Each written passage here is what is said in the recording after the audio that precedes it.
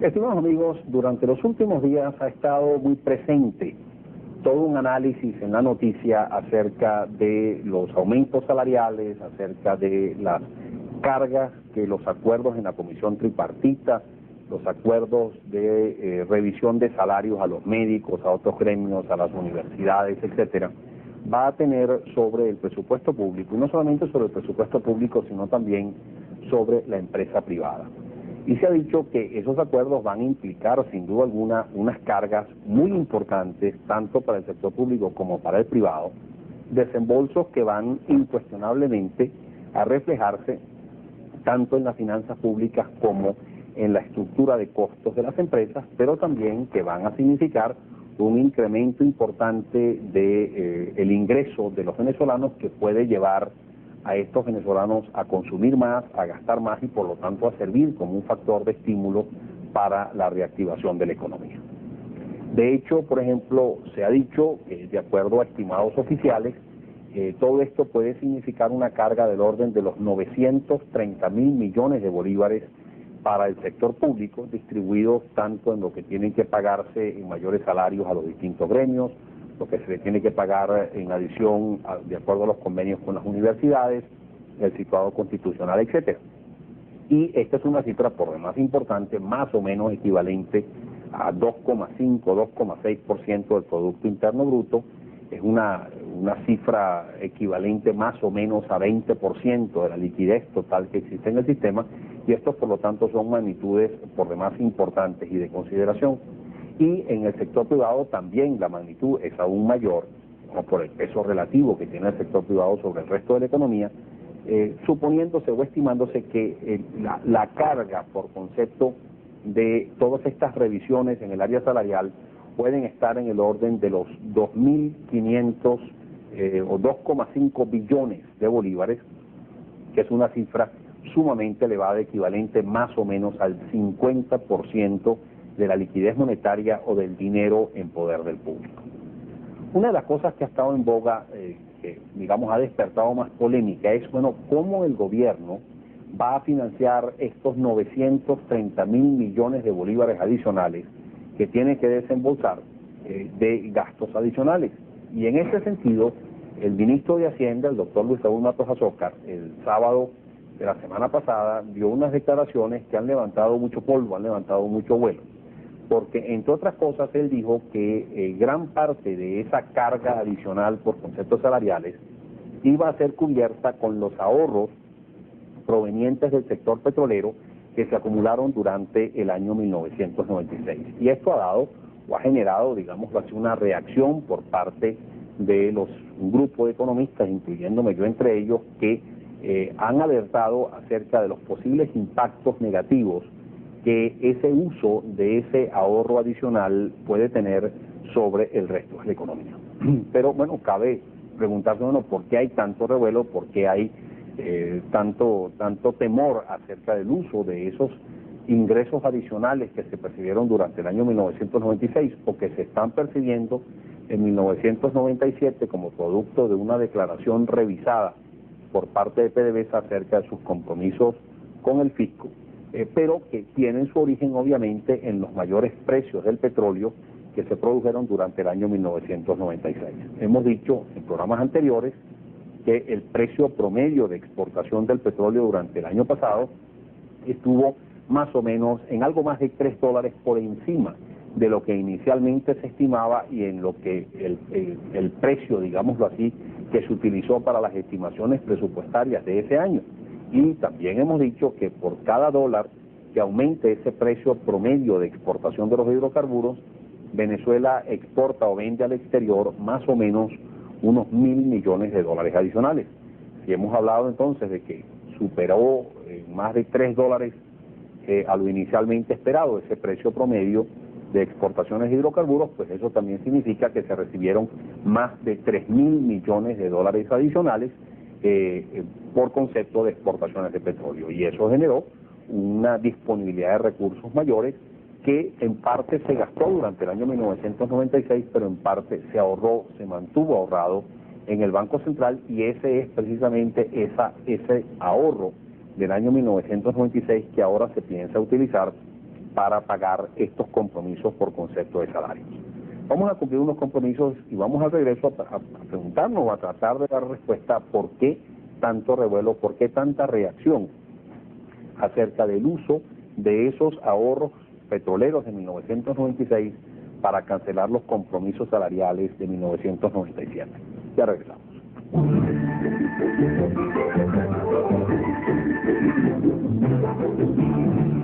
Por ley, PDVSA tiene que venderle los dólares que obtiene producto de la exportación de petróleo al Banco Central.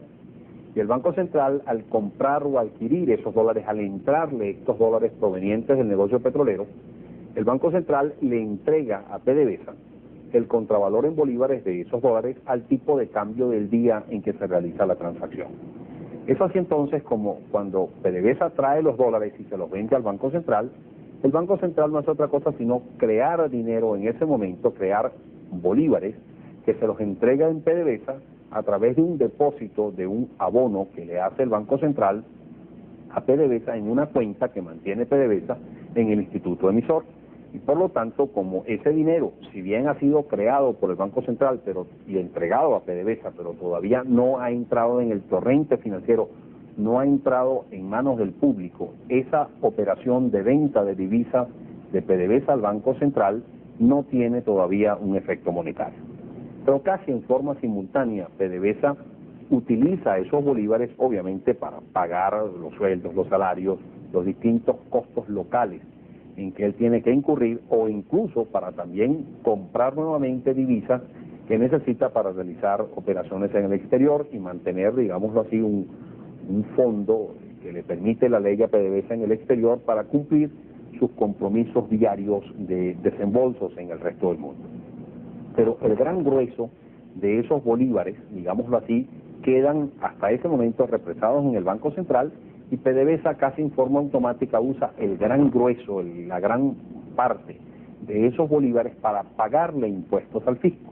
Y esa operación de pago de impuestos al fisco no significa otra cosa sino que PDVSA le pasa, digámoslo así, bolívares de una cuenta que mantiene ella en el Banco Central a otra cuenta que mantiene el fisco también en el Banco Central, y por lo tanto es una transferencia simple de fondos contable de una cuenta a otra que se mantiene en el Banco Central.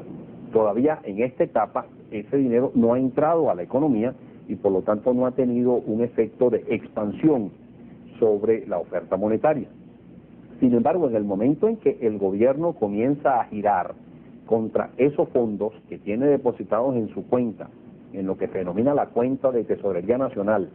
en el Banco Central, pues entonces ahí comienza a inyectarse ese dinero por la vía del gasto público hacia la economía, porque el gobierno, cuando emite órdenes de pago, cuando emite cheques contra esa cuenta que mantiene en el Banco Central, no hace otra cosa sino pagar los compromisos con los ingenieros, los constructores, los empleados públicos, todos los que le prestan o le suministran determinados bienes y servicios al Estado, reciben el pago, digamos así, a través de estos cheques o órdenes de pago que son depositadas en las cuentas bancarias de esas personas o de esas empresas en el sistema financiero local, y entonces allí se inyecta ese recurso a la economía. Es decir, es a través del gasto público, el conducto, el mecanismo a través del cual se inyectan recursos a la economía. Es obvio entonces que si de pronto PDVSA exporta mucho más de lo que inicialmente se preveía y por lo tanto le vende mucho más dólares al Banco Central de lo que inicialmente se proveía, pues también el Banco Central crea una mayor cantidad de dinero en contravalor, digamos, en contrapartida a la adquisición de esos dólares, pero esos bolívares no entran a la economía, no entran al torrente económico, a la circulación económica, hasta que el gobierno no es sino por la vía del gasto cuando realmente decide inyectar esos recursos a la economía. Y es natural entonces que si PDVSA vende más petróleo en el exterior, por lo tanto le vende más dólares al Banco Central, el Banco Central crea más dinero, va a depender de cuánto se abre, digámoslo así, el grifo de gasto público, lo que va a determinar cuánto de esos recursos adicionales entran a la economía, expanden la oferta monetaria. Durante el año 1996, el gobierno vio incrementado sustancialmente ese ingreso, y esto lo estuvimos comentando en uno de los programas anteriores, entre otras razones porque al devaluarse el bolívar, pues el Banco Central adquiría cada dólar a un precio sustancialmente mayor y por lo tanto creaba una mayor cantidad de dinero. PDVSA recibía un contravalor en bolívares por los dólares que le entregaba al Banco Central mayor, y en consecuencia podía también pagar mayores impuestos al fisco. El fisco, como producto de esto y también como producto del aumento en la tasa impositiva del impuesto al valor agregado, o del impuesto, mejor dicho, general a las ventas, como producto del aumento del precio de la gasolina, como producto de la revisión de las tarifas de los servicios públicos, etcétera, y otra serie de circunstancias, todo ello se sumó para que el Fisco Nacional viera incrementado su ingreso en una forma sustancial durante el año 1996, más o menos aumentó esto en 174% en comparación a los niveles del 95. Pero el fisco, si bien también incrementó sustancialmente su gasto, lo hizo más o menos en un nivel cercano al 100% con respecto a los niveles del 95, el incremento del gasto fue menos acentuado, menos, digamos, de menor monta que el incremento de los ingresos, y por lo tanto se represó, quedó represado en el Banco Central una parte importante de ese ingreso adicional que se percibió en 1996 como producto esencialmente de los mayores precios del petróleo, combinado con la devaluación del bolívar que generó esta creación adicional de dinero. Y es precisamente ese ahorro que quedó represado en el Banco Central el que ahora está diciendo el ministro Matos Azócar que va a ser utilizado para pagar o cancelar los mayores compromisos por concepto de nómina o por concepto de sueldos y salarios que se han producido a nivel del sector público. Bueno, pero ¿qué importancia tiene esto? ¿Por qué tanto revuelo ha levantado esta noticia? Esa noticia ha levantado bastante revuelo por una razón muy sencilla. En el convenio con el Fondo Monetario Internacional, a que se llegó el año pasado, en el año 1996, se acordó que cualquier ingreso adicional que superase, digamos así, o que se generase como consecuencia de niveles de precios de exportación de petróleo superior a cierto nivel, un nivel ligeramente inferior a los $15 por barril, se acumularían en el Banco Central y eventualmente se utilizarían para alimentar un fondo, que es lo que se ha dado por llamar el Fondo de Estabilización Macroeconómica, con la finalidad o con el objetivo de utilizar esos recursos para adquirir dólares que sirvan para cancelar a su vez deuda, y particularmente deuda externa. Con esa misión, digamos así, o con esa cancelación, con esa utilización de estos fondos adicionales, lo que se buscaba era esencialmente reducir la carga de la deuda, y al reducirse la carga de la deuda, pues también reducir las cargas por concepto de servicio de esa deuda, los pagos por concepto de intereses que tiene que hacer el Estado por esa deuda pública, e incluso también los pagos por deuda o por amortización de deuda. Y no solamente era la deuda pública externa la que podía o eventualmente podría pagarse con esos fondos incluidos en el Fondo de Estabilización Macroeconómica, sino que también podía ser parte de la deuda pública interna, es decir, local, por ejemplo, mantenida con el Banco Central. De esta forma, lo que se pretendía hacer era reducir, digamos así, el nivel de deuda externa y con ella el servicio de esa deuda externa, haciendo que la carga sobre el presupuesto por ese concepto fuese sustancialmente menor. Sin embargo, ahora con este anuncio que ha hecho el ministro Matos Azócar, pues lo que se ha acabado sucediendo es que la totalidad de esos recursos, en vez de haber sido canalizados, digámoslo así, a engrosar el Fondo de Estabilización Macroeconómica, que incluso fue propuesto por el mismo gobierno, ahora resulta que esos recursos adicionales ahorrados en 1996, para lo que van a ser utilizados es precisamente para financiar gasto corriente. Y de hecho, en buena medida, ese mayor gasto del año 1996 fue ya cubierto con parte de aquellos ingresos adicionales, y lo que no se utilizó en 1996 ahora va a ser utilizado en 1997 en la cancelación de estos compromisos en estos compromisos salariales. Y por lo tanto, todo ese ingreso todo ese ingreso o adicional, digamos, proveniente del sector petrolero, no va a ir asignado, no va a ser utilizado para la cancelación de deuda ni externa ni interna, y no solamente era la deuda pública externa la que podía o eventualmente podría pagarse con esos fondos incluidos en el Fondo de Estabilización Macroeconómica, sino que también podía ser parte de la deuda pública interna, es decir, local, por ejemplo, mantenida con el Banco Central. De esta forma, lo que se pretendía hacer era reducir, digamos así, el nivel de deuda externa y con ella el servicio de esa deuda externa, haciendo que la carga sobre el presupuesto por ese concepto fuese sustancialmente menor. Sin embargo, ahora con este anuncio que ha hecho el ministro Matos Azócar, pues lo que se ha acabado sucediendo es que la totalidad de esos recursos, en vez de haber sido canalizados, digámoslo así, a engrosar el Fondo de Estabilización Macroeconómica, que incluso fue propuesto por el mismo gobierno, ahora resulta que esos recursos adicionales ahorrados en 1996, para lo que van a ser utilizados es precisamente para financiar gasto corriente. Y de hecho, en buena medida, ese mayor gasto del año 1996 fue ya cubierto con parte de aquellos ingresos ya adicionales, y lo que no se utilizó en 1996 ahora va a ser utilizado en 1997 en la cancelación de estos compromisos en estos compromisos salariales. Y por lo tanto, todo ese ingreso salarial, todo ese ingreso adicional, digamos, proveniente del sector petrolero, no va a ir asignado, no va a ser utilizado para la cancelación de deuda ni externa ni interna, sino fundamentalmente para cubrir gasto corriente. Bueno, ¿qué implicaciones va a tener esto? ¿Qué impacto puede tener este uso distinto de esos recursos o esos fondos? Vamos a cumplir unos compromisos. Al regreso vamos a ver, bueno, efectivamente, a tratar de contestarnos esas preguntas que nos acabamos de formular. Ya regresamos.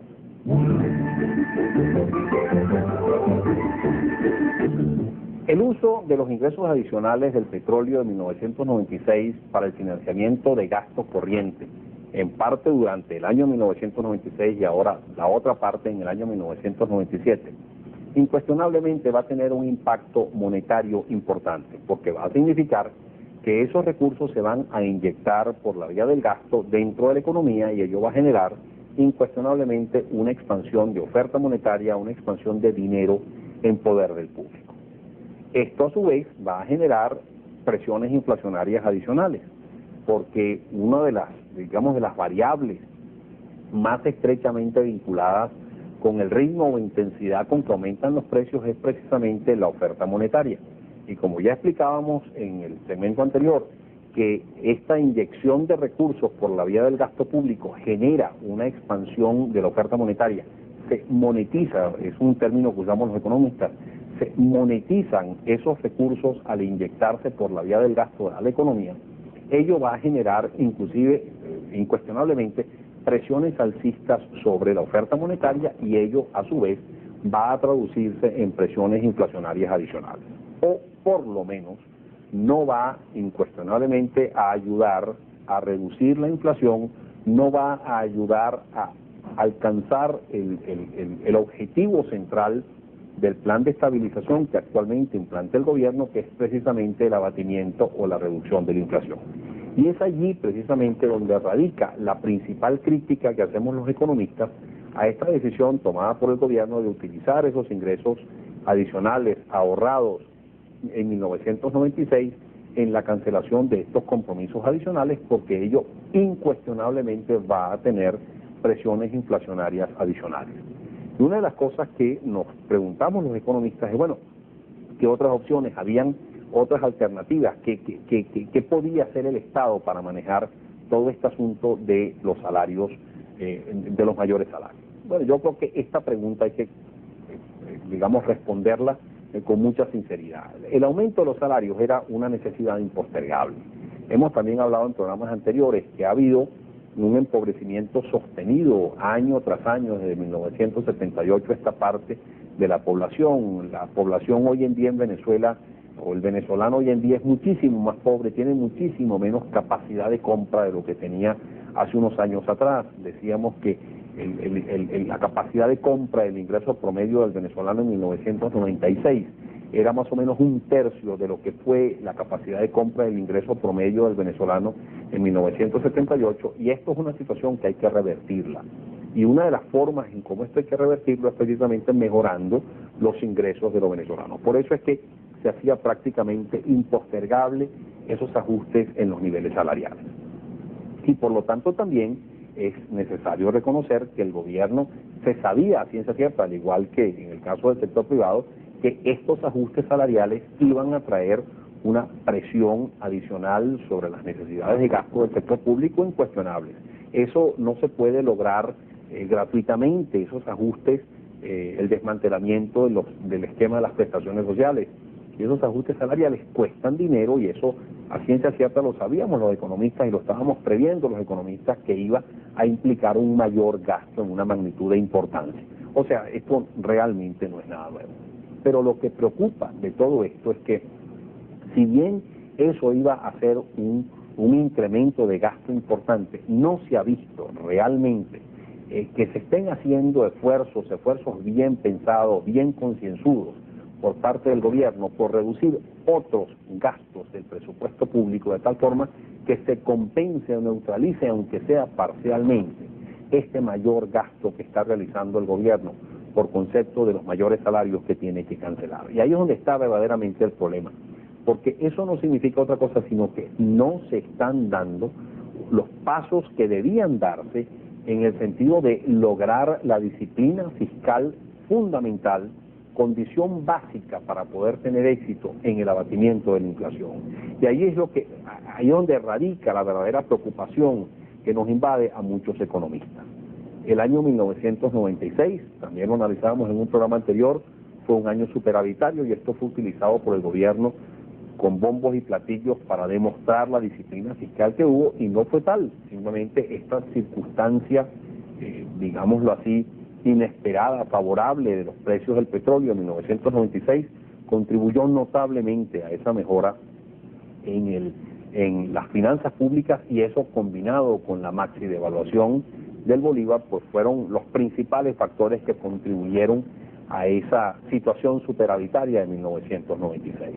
Pero ya en 1997 vamos a empezar a tener problemas incuestionables, porque este mayor gasto y este uso de aquellos ingresos adicionales que se obtuvieron en 1996 va a implicar que ya este año tengamos unos niveles de gasto superiores a los niveles de ingreso, y que por lo tanto volvamos a incurrir en una situación deficitaria. Esta situación tiende inclusive a agravarse para 1998, entre otras cosas porque en los compromisos de conversión, digámoslo así, por los acuerdos de la tripartita, etcétera, parte solamente de los mayores salarios van a ser cancelados durante 1997, pero la otra parte de las obligaciones del fisco con sus trabajadores, con todas las personas que prestan sus servicios en el sector público, van a ser canceladas con bonos que van incuestionablemente a pagar un interés, y esto va a significar que ahora el gobierno sí va a tener que pagar los intereses sobre esos bonos, a diferencia de lo que hacía hasta ahora, que era simplemente decir que sus compromisos o sus pasivos, digámoslo así, laborales iban en aumento, y que teóricamente esos pasivos laborales generaban intereses, pero que no eran pagados, que no significaban erogaciones para el fisco. De ahora en adelante, y particularmente de 1998 en adelante, esos bonos, esos pasivos laborales del Estado, sí van a generar erogaciones que tienen que ser pagadas por el Estado, y este va a ser un componente adicional de gasto que va a realizar el gobierno. Y esto va incuestionablemente a significar un peso adicional en los resultados del presupuesto público. Y es por eso que es muy probable que el año 1998 sea un año, digamos, aún más deficitario, sea un año donde se tenga unas finanzas públicas bastante deterioradas, y que por lo tanto ello, lejos de contribuir a mitigar la inflación, lo que haga sea contribuir a ahondar un poco más en el proceso inflacionario. El ministro Petkov, en unas declaraciones también recientes, esta semana que recién concluye, también dijo que ese efecto de expansión monetaria producido por ese mayor gasto iba a ser compensado, iba a ser neutralizado o mitigado por una política monetaria por parte del Banco Central muy restrictiva, que iba a hacer el Banco Central, a través de esas acciones de venta de títulos de estabilización monetaria y otras acciones de política monetaria restrictiva, iba a recoger de la economía parte de esos recursos estaban siendo inyectados por la vía del gasto público. Esto es algo que realmente no convence mucho a quienes hacemos un seguimiento de toda esta situación macroeconómica, porque todos sabemos que el Banco Central tiene severas limitaciones para poder realmente implantar una política monetaria de carácter restrictivo. Inclusive se han hecho manifestaciones de profunda crítica hacia el Banco Central, que a través de la venta de los títulos de estabilización monetaria está incurriendo en unos pasivos, en unos compromisos sumamente elevados que le están costando un dineral al Banco Central, y por lo tanto ese Banco Central, a quien no se le ha dotado hasta el momento de los instrumentos para poder realizar una política monetaria restrictiva efectiva y eficiente, ahora se le va a pretender echar la responsabilidad sobre sus hombros de que va a ser el Banco Central, a través de esa política monetaria restrictiva, la que va a compensar, digámoslo así, el efecto expansivo monetario que ese mayor gasto público va a tener sobre la oferta monetaria en la economía venezolana. Esto es algo, yo diría, no muy sensato, no muy lógico prever, y por lo tanto aquí hay que dar una palabra de alerta al gobierno de que tiene que realmente dar demostraciones contundentes, efectivas y eficientes de una disciplina fiscal, de una reestructuración de todo el sector público, para que por esa vía realmente se demuestre que el gobierno sí tiene un compromiso y una decisión de ir a una disciplina monetaria fundamental y necesaria para poder tener éxito en el objetivo central del plan de estabilización, que es el abatimiento de la inflación. Reciban un cordial saludo y hasta la próxima. Vean a continuación Entre